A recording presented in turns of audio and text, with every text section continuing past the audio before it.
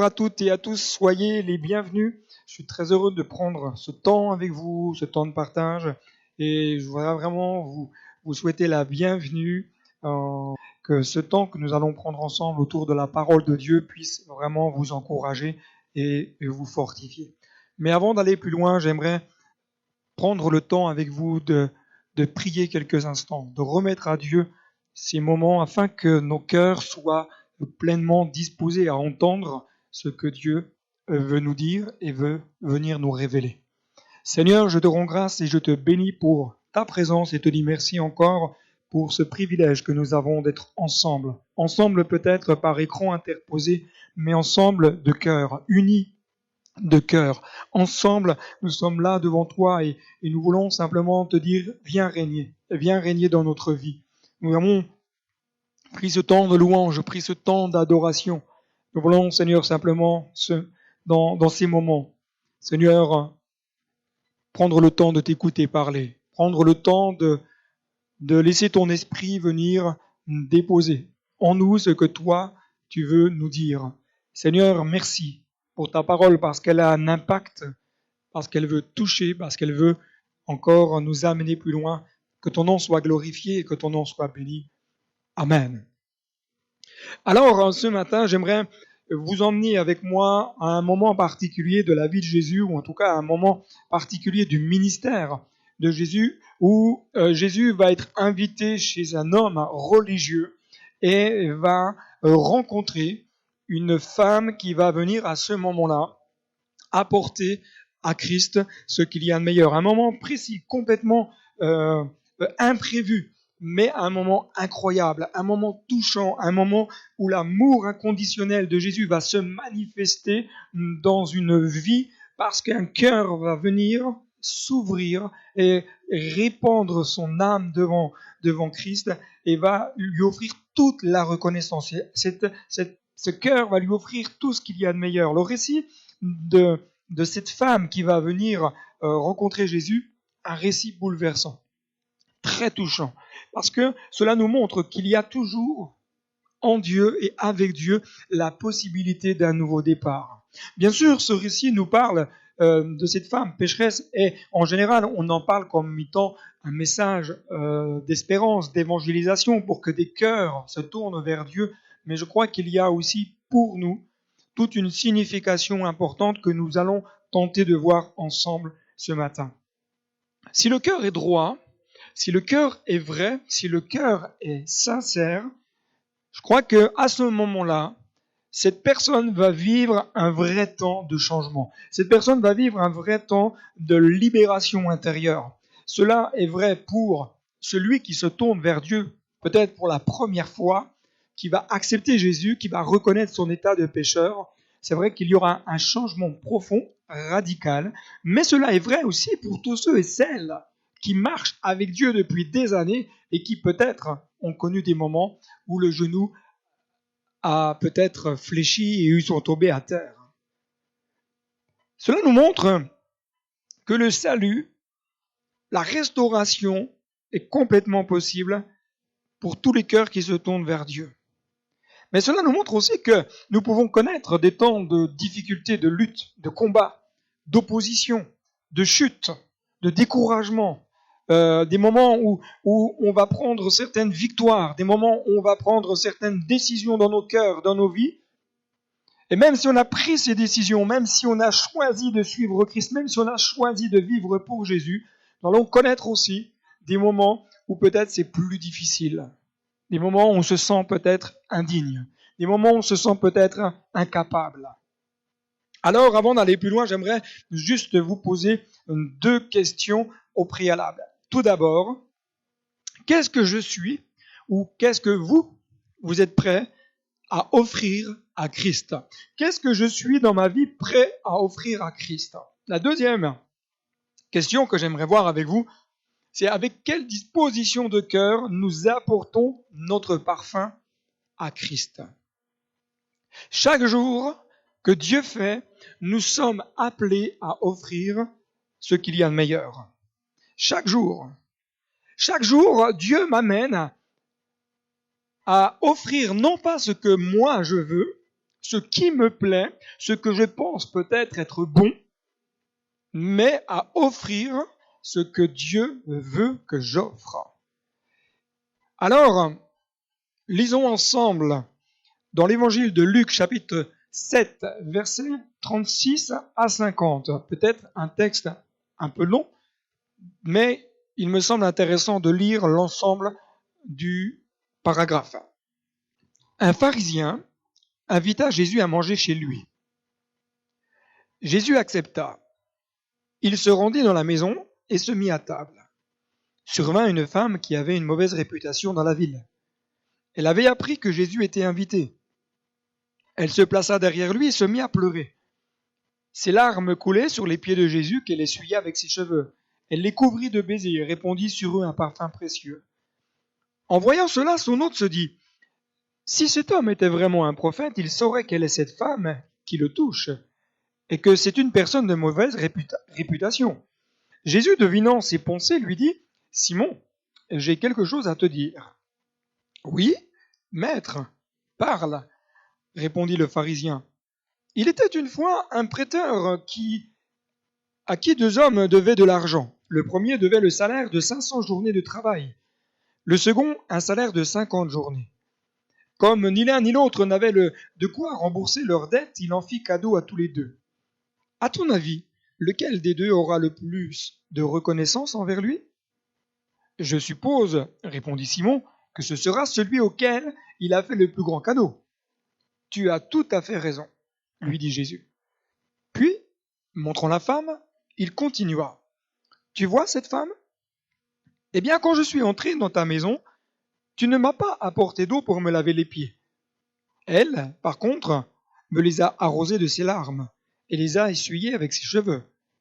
Tu ne m'as pas embrassé, mais elle, depuis qu'elle est entrée, elle n'a cessé de couvrir mes pieds de baisers. Tu n'as pas versé d'huile parfumée sur ma tête, mais elle a répandu un parfum précieux sur mes pieds.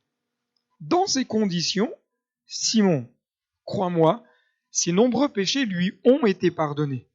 C'est pour cela qu'elle m'a témoigné tant d'amour. Mais celui qui pense avoir peu de choses à se faire pardonner ne manifeste que peu d'amour. Puis il dit à la femme, « Tes péchés te sont pardonnés. » Les autres invités commencèrent à se demander, « Qui est donc cet homme qui ose pardonner les péchés ?» Mais Jésus dit à la femme, « C'est ta foi en moi qui t'a sauvé. Rentre en paix chez toi. » Waouh, quel beau texte! Tout d'abord, regardons Simon le pharisien. Un pharisien invite Jésus à manger chez lui. Il n'était pas rare à l'époque que ce genre d'invitation puisse se faire. Il n'était pas rare que des personnes importantes soient invitées dans la maison pour continuer notamment certains échanges. Continuer peut-être à approfondir, peut-être à apprendre à se connaître. Mais la réelle motivation de Simon, le pharisien, n'est pas très clairement expliquée dans ce texte. Mais nous pouvons penser que, peut-être en tout cas, que c'était la curiosité qui a amené Simon à se dire, moi je vais inviter Jésus à venir dans ma maison. Peut-être que c'était la curiosité, peut-être ce qui l'a poussé à inviter Jésus, c'était tout à fait autre chose. Était-ce de l'espionnage ? Était-ce pour trouver peut-être une faille dans le discours de Jésus ? Pourquoi Simon invite-t-il Jésus à manger chez lui ? Pourquoi Simon invite Jésus à venir dans sa maison ?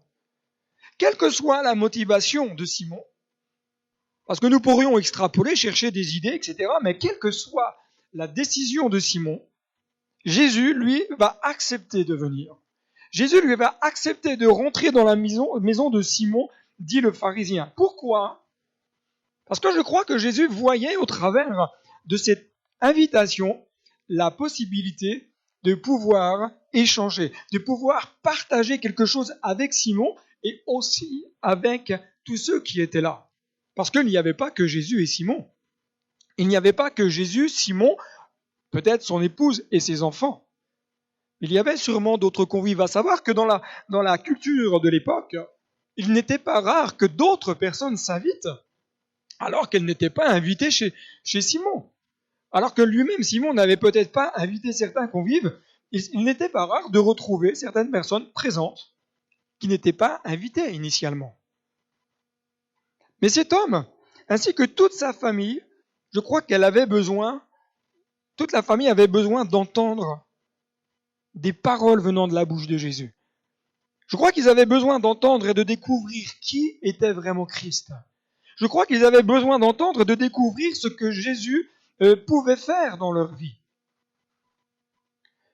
Et cela est possible, je dirais, que si nous invitons Jésus sous notre toit. Cela est possible que si nous laissons à Jésus la possibilité de venir toucher notre cœur. Et comprenez-moi bien, cela ne concerne pas que ceux qui sont sans Dieu, que ceux qui ne connaissent pas Dieu, où nous leur disons souvent, laissez Jésus venir entrer dans votre vie.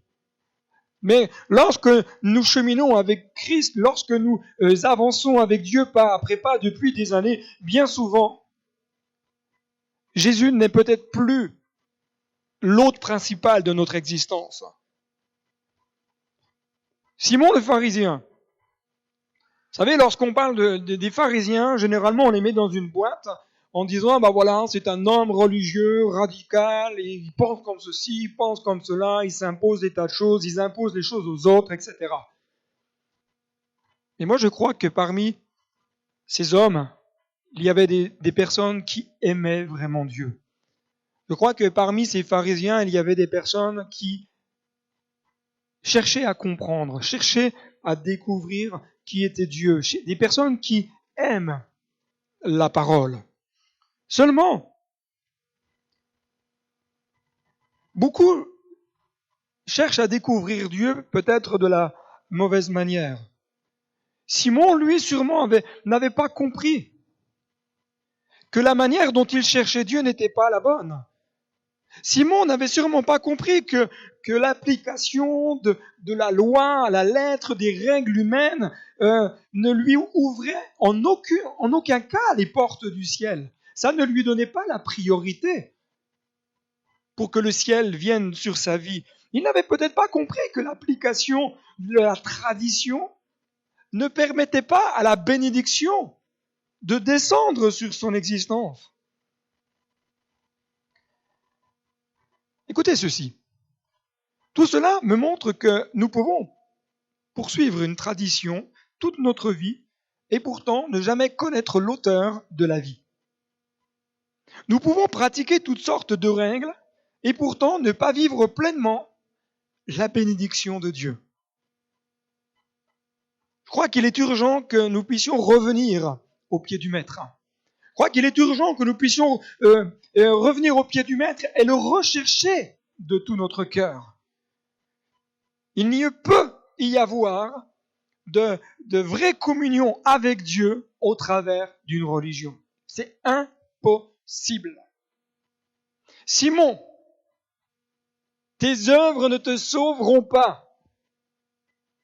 A remplacé le prénom de Simon par un autre prénom.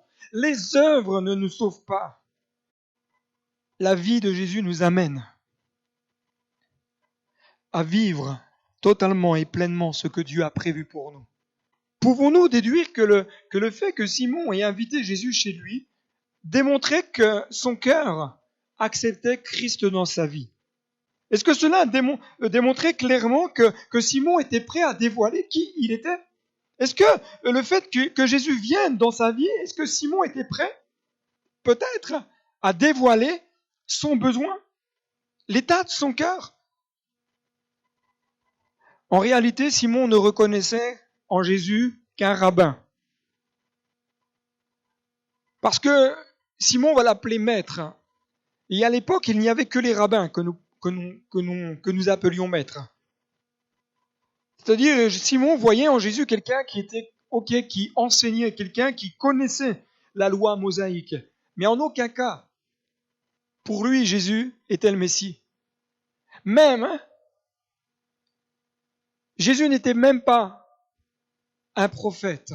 Puisqu'il va dire, mais si il savait qui était cette femme, ce serait un prophète. Nombreux sont ceux qui, aujourd'hui, prennent comme un repas avec Jésus. Oui, on invite Jésus. On va prier, on va lire un peu la Bible. On invite Jésus à venir dans notre existence, mais combien le rencontrent véritablement? Combien vont vivre des véritables changements profonds? Je crois qu'il y a certaines choses que nous ne vivons pas parce que nous ne voulons pas montrer à Dieu, à Christ, qui nous sommes véritablement. Je crois qu'il y a certaines choses que nous ne vivons pas dans nos vies personnelles, en tant qu'enfants de Dieu, en tant qu'Église, parce qu'on ne veut pas dévoiler l'état de notre cœur. On veut surtout pas dire « Ah, là je me suis planté. Ah, je pensais comme cela et je me suis trompé. » Pourquoi? Parce qu'on souhaite garder la mainmise sur notre existence. On veut bien d'un Jésus sauveur, mais on ne veut pas d'un Jésus Seigneur. On veut bien d'un Jésus qui nous sauve, qui nous tire de la boue du péché, mais on ne veut pas d'un Jésus roi des rois qui règne sur notre existence et qui va nous amener à vivre comme lui le désire. Non, on souhaite garder une mainmise sur notre vie, une mainmise sur nos projets. J'aimerais te dire ceci.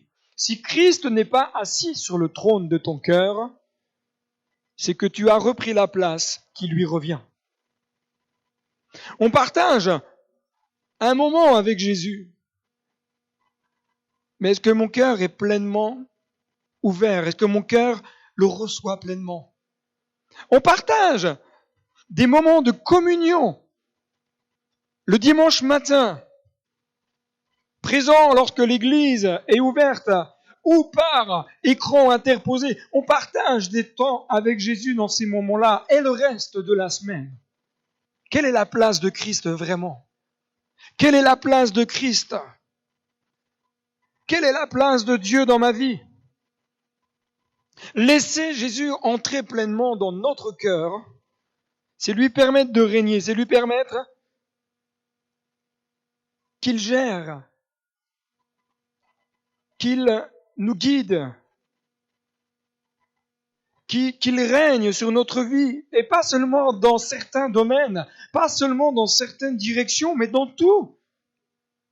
La religion de Simon le cloisonnait. Vous savez, c'est ce genre de situation où vous êtes comme enfermé. Vous êtes bloqué de toutes parts, vous vous sentez cloisonné. Et la religion cloisonnait Simon dans les principes, dans la conception, dans la tradition, Ce sont autant d'éléments qui cloisonnaient Simon et qui l'empêchaient d'aller plus loin, qui l'empêchaient de pouvoir se projeter dans ce que Dieu avait prévu pour lui. Chers amis, je ne jette la pierre à personne. Mais combien de fois je vois parmi les enfants de Dieu des personnes qui vivent en étant plus royalistes que le roi, parce qu'ils se sont imposés des règles, parce qu'ils pensent que l'évangile c'est comme cela que ça doit être vécu, alors tout le monde doit le vivre de la même manière. Impressionnant. Impressionnant. Parce qu'ils pensent que c'est telle chose, c'est bon dans leur existence, donc tout le monde doit appliquer ce qu'ils pensent de bon. Mais qu'est-ce que Dieu pense? On s'impose des traditions. La tradition des chants, la tradition de la manière de faire le culte. Oui, mais parce que ça s'est toujours fait comme ça. Quand j'étais petit, c'était comme cela. La tradition, mais la tradition nous empêche de vivre pleinement ce que Dieu a prévu. La tradition, c'est un véritable danger lorsqu'elle m'écarte de la pensée de Dieu. La tradition, c'est un danger. Mes principes humains ne doivent pas prendre la place des principes divins. Ma conception de l'évangile ne doit pas prédominer sur la pensée de Dieu. C'est Dieu qui règne. C'est lui qui doit régner. C'est lui qui doit avoir la première place et pas nous. Jésus était l'hôte chez Simon. Mais quelle était la place véritablement de Jésus dans le cœur de Simon? Deuxièmement, une approche qui va tout changer. survint une femme qui avait mauvaise réputation dans la ville. Elle avait appris que Jésus était invité. Survint une femme. À un moment donné, moi j'imagine la scène. Simon est là, assis à côté de Jésus. Il y a d'autres convives. Il y a peut-être l'épouse de Simon, peut-être qu'il y avait ses enfants. Ils sont là en train de partager, d'échanger un bon temps de repas, peut-être même que certains partageaient leur expérience, etc., que l'échange était relativement cordial. Et survint, à un moment donné, dans l'encadrure de la porte, une femme qui avait mauvaise réputation. Imaginez la scène quelques moments. Vous êtes là, tout se passe bien, et d'un seul coup, des regards se fixent sur l'encadrure de la porte parce qu'une femme est là. Mais le problème, c'est que cette femme, c'est une femme de mauvaise réputation, nous dit le texte. Nous avons dans le texte une vue de ce qu'elle est actuellement. Soyons clairs, une femme de mauvaise vie, c'est une femme prostituée. Nous avons donc le canevas qui est posé, c'est une femme de mauvaise vie, c'est une femme prostituée. On imagine un tas de choses sur ce qu'elle représente. Mais est-ce que nous prenons peut-être quelques moments, quelques instants pour imaginer cette femme lorsqu'elle était enfant? Je ne pense pas que lorsqu'elle était enfant, elle projetait d'être cela. Je ne pense pas qu'en tant qu'enfant, ses rêves étaient cela. Peut-être qu'en tant qu'enfant, elle se projetait comme étant une épouse, une maman, avec un foyer stable, avec une vie stable, avec peut-être un cœur, peut-être entier pour Dieu. Mais qu'est-ce qui a pu conduire cette femme à basculer dans ce qu'elle est devenue? Y a-t-il eu, c'est des questions que nous pouvons nous poser, y a-t-il eu des souffrances qui l'ont amenée? Peut-être qu'il y a eu des paroles, peut-être qu'il y a eu des circonstances qui ont amené cette femme à vivre de cette manière. Soyons clairs, c'est une femme de mauvaise réputation, une femme pécheresse, une femme qui a vécu des choses qui sont non conformes avec la parole de Dieu. Mais c'est une femme qui a gâché une partie de sa vie. C'est une femme qui a gâché peut-être même les rêves, les projets qui étaient dans son cœur en tant qu'enfant. Comment se projeter dans un avenir meilleur lorsqu'on a mis un genou à terre? Comment se projeter dans un avenir meilleur lorsqu'on se sent tellement indigne? Comment? Je crois que cette femme devait vivre au quotidien avec toute cette culpabilité intérieure. Elle vivait également aussi avec le regard des autres. Elle vivait avec ce que les autres pouvaient projeter sur elle, mais aussi avec ce que les gens pouvaient dire sur sa vie. Alors peut-être que lorsqu'elle passait dans certaines rues, on entendait « Oui, t'as vu, c'est cette femme qui... » Peut-être qu'on rappelait son enfance, etc. Peut-être qu'on l'a condamnée, peut-être qu'on l'a montré du doigt en lui disant « Mais tu es coupable !» Peut-être que cette femme n'avait pas pris pleinement conscience de ce qu'elle était devenue. Vous allez peut-être surpris, mais parfois, les personnes se retrouvent dans des situations et sont comme aveuglées dans leur situation. Rien de plus aveugle qu'un aveugle. Rien de plus aveugle que celui qui ne veut pas voir. Mais il y a celui qui ne veut pas voir, mais celui qui ne voit pas parce qu'il ne se rend même pas compte, parce qu'il est aveuglé par son péché, parce qu'il est aveuglé par sa situation, parce qu'il est aveuglé. Parfois, on sait qu'on est dans telle difficulté, qu'on est dans telle situation, qu'on est dans tel problème, mais on ne sait pas comment en sortir. On est comme enchaîné, esclave. Il n'y a plus d'espoir, plus de solution, plus de possibilités. On ne se projette plus. Pourquoi? Parce que on s'estime trop impur, on s'estime trop comme ceci, trop comme cela, pas d'avenir, pas d'espérance. Et parfois, ça touche même les enfants de Dieu, non pas qui vont vivre forcément dans la même situation que cette femme. Mais certains se regardent comme étant dit, oui, mais moi je suis trop. Je suis encore trop comme ceci, trop comme cela. Certains n'arrivent même pas à se projeter en avant et à croire à la grâce de Dieu qui relève, à croire à la grâce de Dieu qui restaure, à croire à la grâce de Dieu qui veut t'amener à vivre libre. Parfois on sait. Sa situation personnelle ne permettait pas à cette femme de pouvoir rentrer dans la maison de Simon. Mais sa situation personnelle ne lui permettait pas non plus d'avoir l'attitude qu'elle a eue vis-à-vis de Jésus. Pourtant, le texte nous dit, ayant appris que Jésus était là, dans la maison de Simon. Elle a appris. Comment elle l'a appris, le texte ne nous le dit pas. Comment elle l'a appris, l'a amené à croire qu'une possibilité de changement lui était donnée. À croire que la possibilité de venir auprès de celui qui sauve et répandre son cœur devant lui était donnée. Cette femme aurait pu dire, mais moi je suis trop pécheresse. J'ai trop commis d'erreurs, j'ai trop commis de fautes, je ne peux pas répandre mon âme devant Dieu. Et toi, est-ce que c'est pas parfois ton sentiment? Lorsque quand tu commences à prier, tu dis, mais moi je suis trop. Je fais encore tellement d'erreurs, je fais encore tellement de fautes, je fais encore tellement de bourdes dans ma vie. Comment est-ce que je peux m'approcher de Dieu? Cette femme aurait pu dire cela. Ne sommes-nous pas parfois comme cette femme? Ne sommes-nous pas parfois avec ce sentiment d'indignité? De dire, mais moi non, je ne suis pas assez digne. Combien de fois avons-nous pensé ne pas mériter une seconde chance? Combien de fois lorsque nous fautons, enfin je vais dire je faute parce que vous ça vous arrive pas, mais combien de fois lorsque je faute, je me bats pas parfois avec ce sentiment de dire mais moi je mérite pas la grâce, je mérite pas le pardon. J'ai l'impression que des fois c'est un éternel recommencement, mais comment pour pouvoir bénéficier?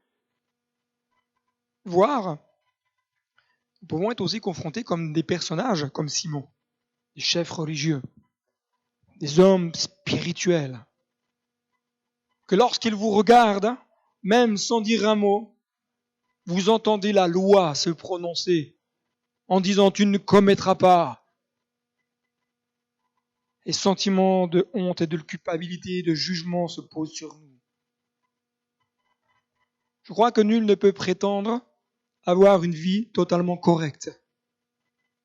Je crois que même en tant qu'enfant de Dieu depuis 10, 15, 20, 30, 40 ans, nul ne peut prétendre dire moi je suis droit, j'ai pas de problème, j'ai pas de péché, je fais toujours les choses bien, je me trompe jamais, je commets jamais de choses anormales, je dis jamais de paroles désobligeantes, je ne juge jamais personne, je ne critique jamais personne. Personne ne peut dire cela. Personne ne peut prétendre à cela. Nous avons tous en nous quelque chose, je crois, qui nous rappelle que nous sommes indignes. Nous avons tous en nous quelque chose qui nous rappelle que nous avons besoin surtout de la grâce de Christ. Le pardon est pour ceux qui reconnaissent leur état. Le pardon est pour ceux qui reconnaissent leur état de cœur et la bénédiction, elle est pour ceux et celles qui viennent au pied de Christ. Elle est pour ceux et celles qui viennent avec humilité. Elle a appris. Je crois que certainement, elle n'a pas reçu un carton d'invitation en lui disant « Tiens, une invitation, sache que Jésus est dans la maison de Simon le pharisien tel jour et à telle heure pour un repas. Alors viens, t'es invité. » Je crois personnellement même qu'elle n'était pas dans le groupe WhatsApp de la synagogue. Elle n'a pas reçu. Elle n'a pas reçu une invitation par SMS. Elle n'a pas reçu un Snapchat en lui disant « Mais regarde, on est avec Jésus, on t'invite, viens. » Mais cette femme, même si elle n'a pas été invitée, va s'inviter, et le texte nous dit qu'elle apporte un vase d'albâtre plein de parfums. Un vase d'albâtre. Je me suis personnellement posé la question, je me dis, waouh, le vase d'albâtre. Qu'est-ce que c'est que ce vase d'albâtre? L'albâtre, c'est la matière du vase. Et selon certains commentateurs, s'accordent à dire que dans la culture juive de l'époque, alors je ne dis pas que c'est valable en toutes circonstances, mais c'est une pensée que nous pouvons retirer. Dans la culture juive de l'époque, les jeunes filles se voyaient remettre dès leur naissance un vase d'albâtre. Et chaque anniversaire, on y mettait à l'intérieur un parfum de grand prix. Ce vase était gardé comme cela, et à chaque année, on y reversait du parfum de grand prix, de valeur, de façon à ce que le jour du mariage, le vase était rompu, on enlevait, il y avait comme un cachet de cire qui bouchait donc l'embouchure du vase, et l'épouse donc rompait le cachet de cire et versait du parfum sur le lit conjugal, dans la chambre nuptiale, là où le mari n'était encore pas rentré. La femme versait du parfum sur le lit, sur les tentures, sur les rideaux, de façon à ce que dans la pièce conjugale, il y ait une bonne odeur. Regardons ensemble la scène de cette femme qui arrive dans l'embouchure de la porte. Tu as mangé avec lui. Jésus se rendit chez lui et se mit à table. Allons les enfants, laissez-nous. Vous m'entendez? Allons. Ah, ces enfants, ils ne sont jamais tranquilles. Que vient-elle faire là? Je ne sais pas.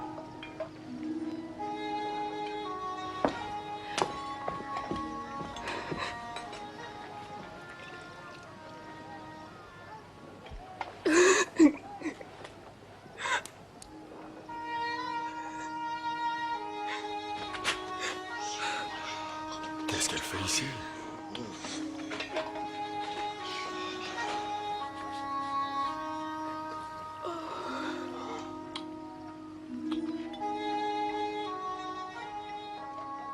Si cet homme était vraiment un prophète, il saurait qui est cette femme qui le touche.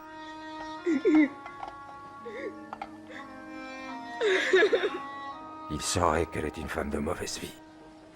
Je sais qui est cette femme, Simon. Ce qui avait de la valeur, ce n'était pas le contenant, c'était le contenu. Cette femme, elle va venir avec tout ce qu'elle avait de plus cher pour l'offrir à Christ. Qu'est-ce qu'elle avait d'autre? Sa vie, c'était une femme pécheresse. Elle n'avait que ce vase de valeur, ce parfum, ce contenu qui était là de parfum de grand prix. Ah, l'enveloppe, vous savez, n'était peut-être pas la plus belle qui soit.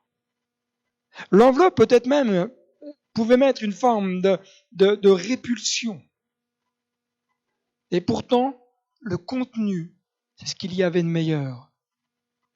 Alors, lorsqu'on a vu cette femme, on aurait pu dire, ah non! Mais son cœur avait de la valeur. Son cœur qui venait à ce moment-là, s'approchant de Jésus, était un cœur qui était plein de reconnaissance, qui savait, qui reconnaissait en Jésus le Sauveur, le Messie, celui qui pardonne, celui qui donne des possibilités de deuxième chance. Le cœur de cette femme renfermait un parfum de grand prix. Le cœur de cette femme était un parfum de valeur. Le parfum du cœur de cette femme avait plus de valeur et de bonne odeur que le parfum que le vase contenait. Elle viendra avec cette attitude respectueuse. Elle va casser les codes. Cette femme, elle va casser les codes. Elle se moque de savoir ce qu'on pense d'elle, ce qu'on va dire d'elle, les regards qui vont se poser sur elle. Elle s'en moque, elle casse les codes, parce que ce qui lui importe le plus à ce moment-là, c'est de trouver le chemin du ciel. C'est de pouvoir avoir une connexion avec son Sauveur. Et même si nous avons rencontré Jésus depuis très longtemps, même si nous ne sommes peut-être pas comme cette femme avec une mauvaise vie, est-ce que nous sommes prêts quelque part à venir à Christ tel que nous sommes, comme l'a fait cette femme? Être vrai. Est-ce que nous savons être vrais avec Dieu? Est-ce que nous savons être vrais avec Christ? Dans nos moments d'intimité, est-ce que nous savons être vrais? Est-ce que nous savons lui dire, oui Seigneur, c'est vrai, tu sais, façon, tu sais comment je suis, tu sais comment je parle, tu sais comment j'ai du mal, tu sais. Alors Seigneur, je te donne ma vie, je te donne mon cœur, je te l'ouvre. Prends, agis, travaille mon cœur, travaille mon existence. Je veux t'offrir ce qu'il y a de meilleur, mais œuvre en moi. Être vrai. Est-ce que je suis prêt à venir à Christ avec un parfum de valeur, c'est-à-dire ce que je suis et non pas ce que je veux faire paraître. On est plus parfois dans le paraître que dans l'être. On veut montrer que, mais en réalité on n'est pas. On a nos habits de chrétiens bien sapés sur un 3 pièces avec des pantalons à pince, une belle cravate. On est dans le paraître, mais dans le cœur on n'y est pas. Ce que Dieu veut de nous ce matin, chers amis, c'est le cœur, être vrai. La Bible continue en disant, elle se tint derrière. Cette femme va venir avec humilité.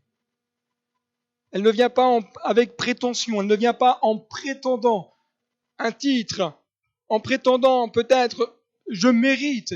Non, elle va venir avec humilité, se placer derrière. Elle sait qui elle est. Elle ne le cache pas. Elle ne vient pas avec l'apparence ou avec des faux semblants, mais elle va oser franchir le seuil de la maison, prête à affronter le regard des autres, entendre les critiques. Qu'importe pour elle, qu'importe. Ce qu'elle souhaite, c'est rencontrer Christ. Ce qu'elle souhaite, c'est se connecter avec le Sauveur du monde. Elle sait que Jésus est là dans la maison. Elle sait que la possibilité de vivre un nouveau départ, la possibilité de vivre autre chose, c'est dans cette maison parce que c'est Jésus qui y est. Elle sait que celui qui l'aime est là. Elle se place en position de soumission. Elle va s'agenouiller, simplement, devant les pieds du Maître. Elle se met à terre. Est-ce que lorsque je m'approche de Dieu, avec quelle attitude de cœur je m'approche de Dieu ? Oh, parfois, frères et sœurs, chers amis, je suis tellement attristé lorsque je vois des personnes s'approcher de Dieu comme si, alors que notre position, la plus belle des positions, c'est d'être à genoux au pied du Maître. Et lorsque je suis à genoux au pied du Maître, lorsque je répands mon cœur et mon âme devant Dieu, alors je suis vainqueur. Alors je peux vivre des choses extraordinaires. Suis-je prêt à revenir à Christ ? Suis-je prêt à rompre le vase pour y répandre le parfum ? Savons-nous goûter encore à ces doux moments où l'Esprit de Dieu veut encore se manifester, où l'Esprit de Dieu vient nous toucher afin de nous amener à vivre le changement, afin de nous amener à vivre la progression, à lâcher prise, à abandonner notre vie, à abandonner nos luttes et offrir ce qu'il y a de meilleur. Le vase sera brisé. C'est dans le brisement parfois que sort que ce qu'il y a de bon. C'est dans le brisement parfois que sort que ce qu'il y a de meilleur en nous.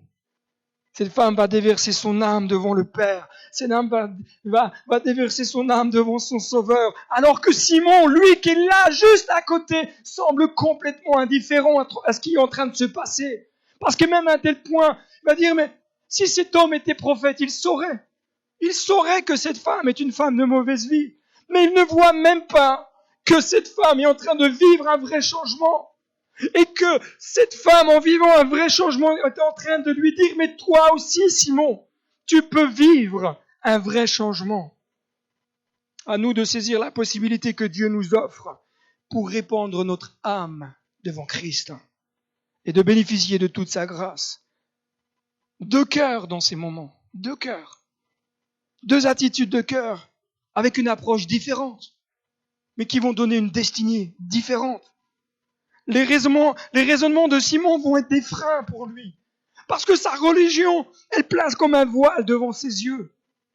La religion, chers amis, place des voiles devant nos yeux et nous empêche de voir ce que Dieu peut faire et ce que Dieu veut faire.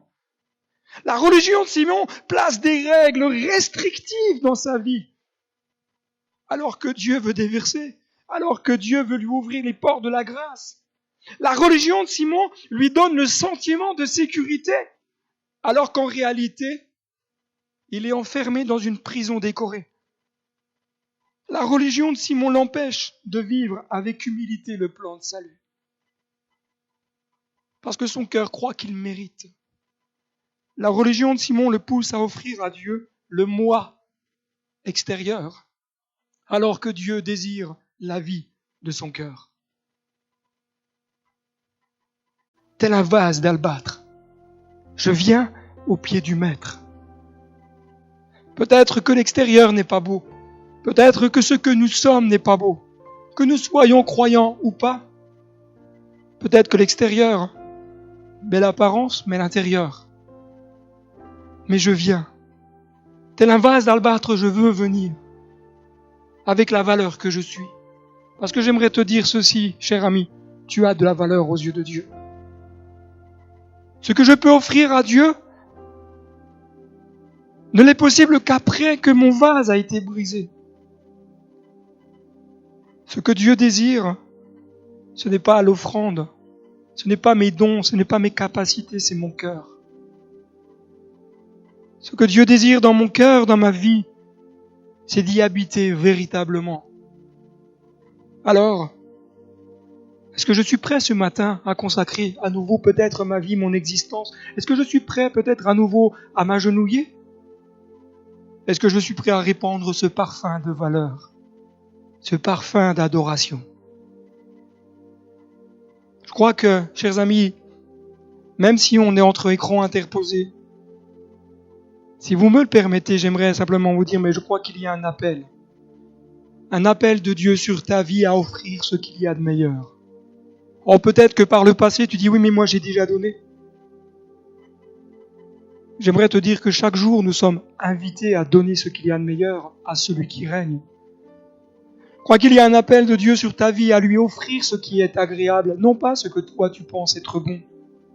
Peut-être que tu as offert pendant des années que ce que toi tu pensais. Et que ce matin, Dieu te dit, mais offre-moi ce qui est agréable à mes yeux. Appelle peut-être de Dieu à lui offrir ta vie entièrement. Ces temps de déconfinement que nous avons vécus, qui sont là peut-être encore présents pour certains, ce sont des temps qui nous ont peut-être amenés à réfléchir sur notre engagement avec Dieu. Dans notre engagement de vie personnelle, mais aussi dans notre engagement de vie d'église. Est-ce que je suis prêt demain à offrir ce qu'il y a de meilleur pour Dieu? Est-ce que je suis prêt à offrir le meilleur pour Dieu au travers des dons et des talents qu'il m'a donnés, afin que l'Église grandisse, afin que l'Église prospère, afin que l'Église aille de l'avant? Ce n'est pas une œuvre personnelle. Parce que si c'est une œuvre personnelle, j'aimerais te dire, il faut vite qu'on arrête. Ce que Dieu veut, c'est sa gloire. Ce que Dieu veut, c'est l'avancement de son royaume, que des cœurs, des vies soient sauvées. Je crois que c'est aussi un temps d'appel où Dieu nous appelle à nous abandonner, à lâcher prise. Je ne peux alors que me prosterner devant lui, répandant mon âme, déversant mes larmes. Ce parfum va se répandre devant le roi des rois. Ce parfum va se répandre là, au pied du Maître, et une bonne odeur va surgir dans la pièce, rappelant qu'il y a un changement qui est possible, qu'il y a un avant et un après. C'est le parfum de la grandeur de l'amour de Jésus-Christ manifesté. Chers amis, soyons comme cette femme qui sachons nous approcher de Dieu avec humilité. Venir au pied du Maître, tel un vase d'albâtre, je viens. Je viens, tel que je suis, mais je viens t'offrir ma vie. Peut-être pour la première fois, peut-être tout à nouveau. Mais ne laissez pas passer la possibilité de vous reconnecter avec celui qui vous a tant aimé. Chers amis, inclinons nos têtes. Père, je te prie que ton esprit œuvre dans chaque cœur et dans chaque vie. Que ta grâce puisse encore se manifester. Merci parce que tu es là, présent, et parce que tu œuvres. Merci de toucher le cœur de ceux et celles qui sont là derrière leur écran. Et dans ce temps de prière, J'aimerais te dire à toi qui es là derrière cet écran que Dieu t'aime et que Dieu veut changer ton existence. Et que si tu souhaites ce changement, je t'inviterai simplement à venir te placer au pied de Jésus, là où tu es. Prends le temps. Laisse l'amour de Christ se déverser sur toi. Jésus va ensuite te relever et te dire comme cette femme, tes péchés ont été pardonnés. Ta manière de vivre, je le pardonne. Tes conceptions, je te les pardonne. Je veux t'amener dans une nouvelle destinée. Va en paix. Va en paix. Que Dieu vous bénisse richement. T'es un vase d'albâtre, brisé au pied du maître. Je tombe. Après le brisement, je me donne entièrement à toi. À toi. T'es un vase d'albâtre, brisé au pied du maître. Je tombe, je tombe, je tombe. Après le brisement, je me donne entièrement à toi. À toi. Au milieu de la foule, mes yeux ne voient que toi. Et tout ce que mon cœur désire, te louer sans rien retenir. Je chante digne, digne, digne est le Seigneur. Je chante digne, digne, digne est le Seigneur. T'es un vase d'albâtre, brisé au pied du maître.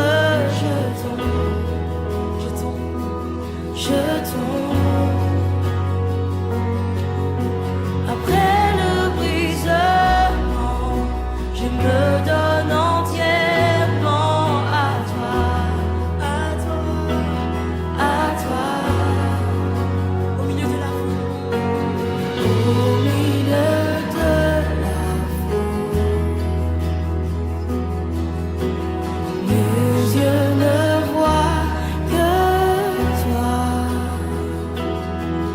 Et tout ce que mon cœur désire,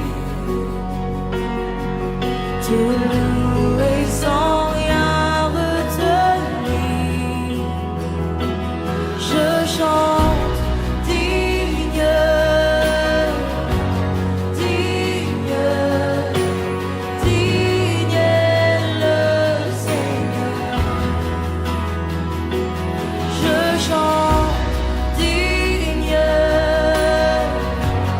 digne, digne est le